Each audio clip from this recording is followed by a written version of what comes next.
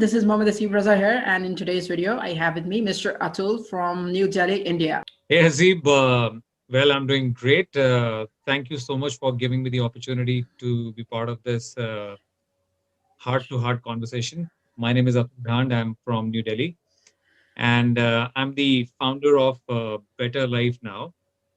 This is for your viewers and audience. Yes. Better Life Now uh, is a platform which is available on Spotify as well as YouTube. This has been created with the agenda of sharing more peace, love, and harmony with humanity. And the first question here is that how can we maintain that balance in terms of managing time? Because every individual in this world has 24 hours, but some are successful and some are not. So, how can we maintain that balance when it comes to managing time, managing equal amount of time for your professional life, whether it is for your relatives, whether it's for family or for yourself? So, how will you say see this aspect?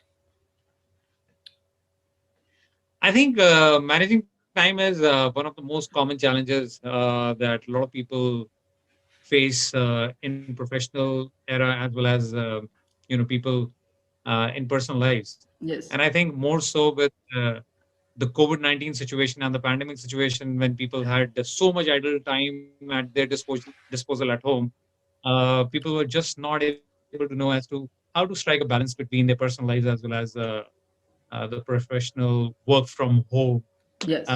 zone. There are a couple of things that I personally follow in my life. I think that will work. The very first thing that you can do as you get up in the morning is to write a journal. What are the key things that you would like to do over the day, over the week? Uh, if you're an entrepreneur, over the month, what is it that you would like to achieve? Okay, so there are some checklists that you can make and see as to how is it that you are able to achieve it. It's just not a certain list of things that you will write down every day. There are also some actionable steps that you will need to take. Only then you will be able to materialize. Okay, Yes. and then with time, Hasib, something really important that everybody needs to keep in mind is what is essential and what is non-essential. A lot of times we get stuck in doing everything at the same point of time and get overwhelmed with a laundry list that we end up creating in our lives. Okay, so it is important that we are able to strike a balance between what is essential for me, what is it that is taking taking me closer to my goals, basically, and paying your attention, spending your time and energy only doing that, okay, will help you take you closer to your goals and getting Yes. rid of the non-essential stuff in your life. Yes. Yes. As you gradually you're able to strike a balance, you will see that you will be able to manage your time more effectively, both in Yes. your personal as well as your personal Yes. era Yes. Very well described. space. Yes, very well described by you. Focusing on essential things will really help us balance our time, managing the time. So that can we are moving on to the next question, and that is how we can overcome depression. Because in COVID-19 during a pandemic, mostly people feel alone because they were away from their friends, like university fellows, or if they're working from the office in the work from home environment. So, how to overcome depression and visualize positive thoughts if you're not feeling well mentally, and what are your thoughts about this?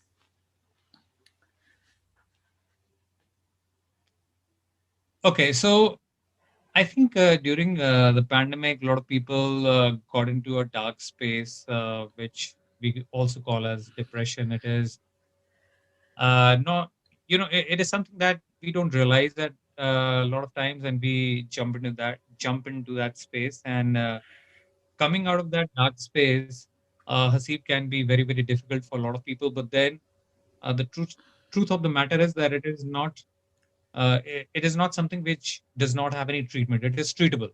Okay, and there are various ways through which you can take care of or treat depression. One of the measures is that you can take help of therapy, or you can take help of right medication, or you can bring in some change in your lifestyle. Okay, But before you move into that direction, it is very, very important that you learn about depression. If you have really gotten into depression and if you're living away from your family members and society, it is easy to fall into that loop.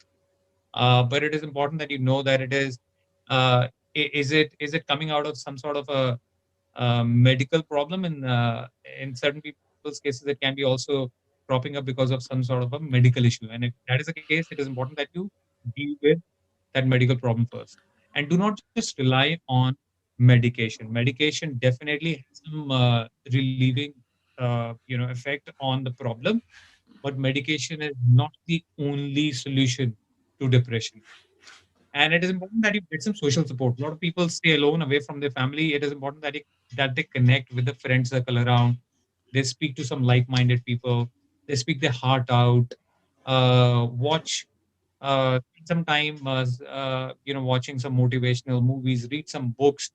It is important to put your mind away from that constant worry of what is going to happen next, and how's it that I'm going to find a solution to that constant loop of thought of loneliness that I start getting into. Yes, And yes, treatment takes time, Hasi. yes, Every treatment takes time, every medication takes time. It is important that we are patient enough to be able to know that this entire process will take time and I should stay committed to that. Take time for your exercise, stay hydrated, eat a balanced diet, and take proper sleep. If you're not taking proper sleep, also, then with all the things that I just mentioned, then to depression, you will not be able to come out of depression because yes, proper sleep helps you build your immune system, gives you balance of mind as well as physical yes. body. Yes, very well said. Finding that reason and surrounding yourself with positive people is what you need to do to overcome depression. What are your thoughts about constructive criticism? Because criticism, for example, if you have two situation, you have to if you want to correct someone, would you be correcting that person, or would you let them stay arrogant because they won't be able to understand you? They won't be able to understand your point of view. So, what are your thoughts about this? Uh, I think, Hazib, you will find arrogant people everywhere, whether you are a working professional or you a homemaker. You will come across such personality, and it becomes more difficult when you have to deal with such sort of people every day in your life if that person is one of your family members. Uh, but in life, of certain people, such arrogant personality is not a family member. As they say that there are two people that you cannot choose in your life. You cannot choose your parents and you cannot choose your boss. If one of those Yes, two people are arrogant, you cannot change that. But what is yes, constructive criticism? Constructive criticism basically is a clear to the point and some recommended feedback that is to be put in action. Okay, it is not a gentle reminder to somebody. It is a very clear cut feedback. And if you are stuck in a situation where somebody is arrogant to you, uh, and you do allow that arrogant personality or person to be the way that person is, you might just land up in a situation where that person can get up to your nerves and you will lose your peace of mind. And you might go yes, into a very dark space. So it is important that you interact, you have a dialogue, you share the feedback, you let the person know that what is it that you feel about the situation that you are in with that boss, with that colleague of yours, with that relative or a friend of yours, and let that person know that here is a change of behavior that you are expected because it is harming you.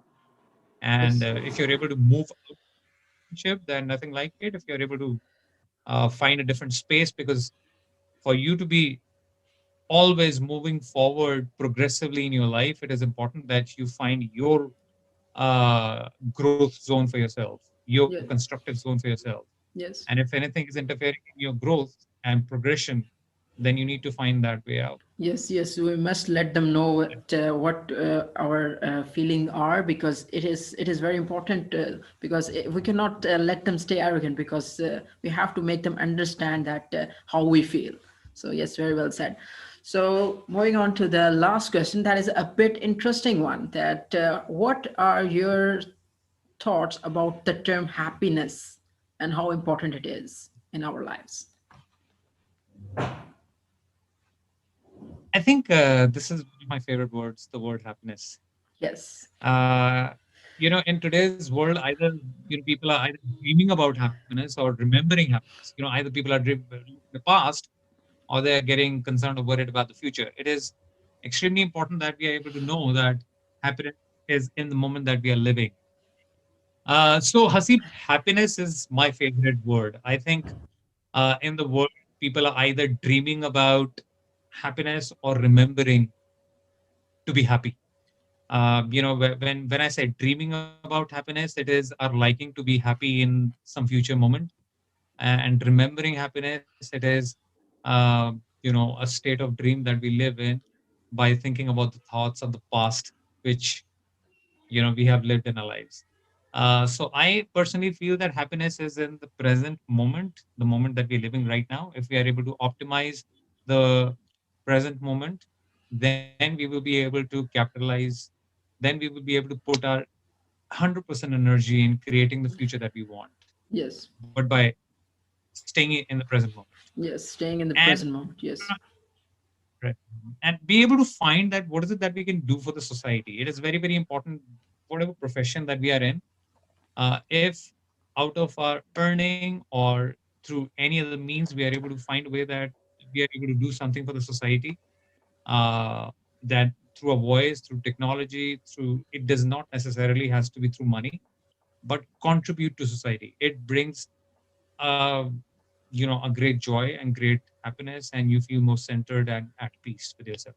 Yes, very well described. Well, there is a counter question here that if you cannot be able to achieve your goal due to some reason, and but you're still Mhm. satisfied with your effort because you have done all that effort to achieve that goal, but still, due to some particular reason, you are unable to achieve that goal, but still you're happy. So, is that person is successful in your point of view or not? Um, I think the definition of success differs from person to person. Yes. Asif, and I think success in common definition in our corporate world has been associated with a success of being famous or a success of accumulating a lot of wealth. But that I personally feel is not the only definition of being successful. Yes. Successful can also be for somebody who is able to spend a happy moment with his Yes, it's family exactly members. related to happiness. Yes, exactly. Person who's absolutely healthy, person who is able to take time out every day to spend time with family, and who's able to exercise, who's able to contribute to the society, who's able to share wellness with somebody, and able to earn as much as it is required to keep his family happy. That can also be a successful state of affair for somebody. Yes. Because I know people and I have come across a lot of my friends who are filthy rich, and they have a whole lot of wealth that somebody possibly can accumulate, but they do not have peace of mind. They do not have good health, and they're suffering just because of health reasons and happiness and conflict in relationships. So, Yes. monetary success, not being successful in life, and an awareness that nothing is permanent in life. Everything, a person, a situation, a event is changing. If you just have that wholesome awareness about things in life, a bigger point of view about what this world is all about, what is your purpose of coming in this world, and how is it that you can meet the bigger purpose of life, I think you're more closer to being successful Yes. in life. Yes, very well That is my described, definition. sir. Yes, that's very well described, sir. That concludes our dialogue. And is there any message you want to convey for people here in Pakistan? I guess it's the biggest collab because India, Pakistan. It's like a war when it's politics or any other field. But we're here like friends and we're talking like this. It's really good to see. It's really positive to see that yeah, we are talking here. So, what would be your message for people here in Pakistan? Uh, I think my message to people there in Pakistan. I know that there is conflict of interest when you look at the political space. Yes. There is conflict of interest also whenever there is a India Pakistan match which happens. A lot of people. Yes, yes, Uh, it's really excitement. It's like do or die situation. it's Yes, exciting what time it is. yes, If we play that game with a healthy spirit of sport, it is awesome. It is great. But if you start getting angry and you start bullying each other on the name of religion, then that's not a great thing. But I would not say much about what is going on from a political standpoint and from an interest of religion belief standpoint on both sides of the countries. But I personally feel that on a human ground, on a human level, uh, every normal citizen staying there, like you and me right now, talking to each other, and every normal citizen staying at home in India, uh, has a lot of love for people staying in Pakistan. We love you yes. guys. Stay No, healthy, stay yes. strong during this pandemic. Oh, thank you so much, sir. And Yes, yes.